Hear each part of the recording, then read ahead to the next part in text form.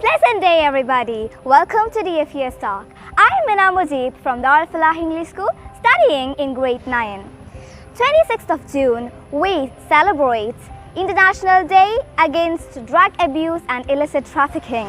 The point of discussion in this scenario is how substance abuse affects the lives of individuals. Let us begin with the clinical case of a boy who got addicted to drugs. Tom called his father to tell him that he was going to a friend's graduation.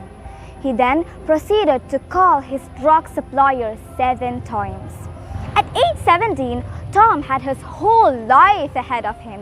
He enjoyed hanging out with his friends, of which he had many. He was handsome and he had a knack for fixing anything that was electronic.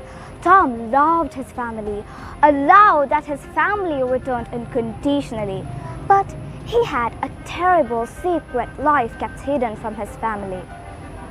The behaviors that are seen in the presence of drug addiction, especially opiate addiction, are due to a loss of control over the use of a drug. This results in excessive and continuous use of the drug despite negative consequences. The drug becomes the center of the user's life despite adverse consequences. The pattern of addictive use begins with preoccupation with acquiring the drug, followed by compulsive use, and finally a pattern of relapse. Patients with drug addiction also allocate their income to buying drugs at the expense of required items. The relationships suffer as the person becomes emotionally unavailable and not interested. The person may also lie and even get engaged in illegal activities to obtain drugs. Families may notice sudden personality changes that include abrupt changes in work or school attendance, outbreaks of temper, and changes in overall attitude, and a loss of interest in what was once favorite hobbies or activities in favor to more drinking or partying activities. In general, addicted persons show difficulties in concentration and paying attention. They may reveal sudden withers, nervousness, aggression, and becomes increasingly secretive. Slurred speech is common, as is memory impairment and loss of coordination.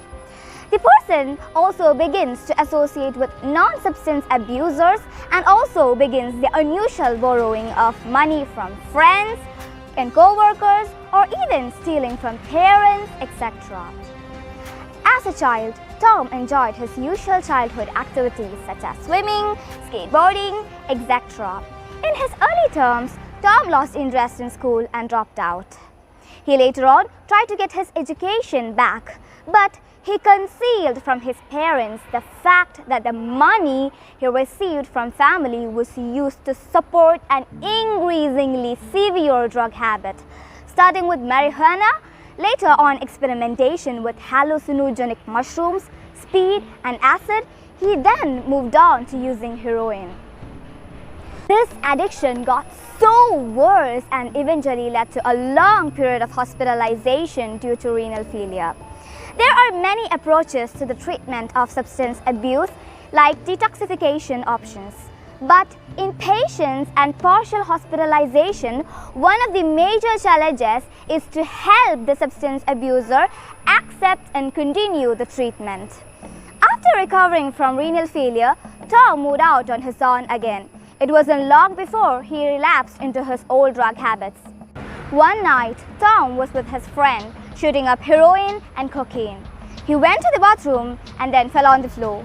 He then vomited all over himself. The other boy panicked and called all, and the paramedics came. Later that night, Tom died in the hospital. The other boy was arrested as there was a bag of drugs in his backpack. When a family member dies as a result of any sudden traumatic death, the immediate shock and the chaos that follow can lead to complicated grief and bereavement. Most parents and friends who suffer a sudden, unexpected loss feels guilty for not adequately protecting their children or for not realizing that the child was having serious difficulties. Eventually, the family members will have gone for therapy or counseling to cope up with the loss of the child. In summary, the physicians must be mindful that the goal of good grieving is not to forget the loss, But to put the loss in the right perspective, grieving is a process though, not an end point. In conclusion, we find that substance abuse not only affects the individuals, but it destroys the families and causes a societal crisis. It is a thief of potential, robbing individuals of their dreams and aspirations. The addiction to substance abuse is caused by the secretion of a certain hormone in the brain called dopamine. But this can be eased by favorable treatments. For this, let us be beacons of hope, offering compassion and support to those in need. Let us work towards building a world which is free from the grip of addiction. Thank you for your patience.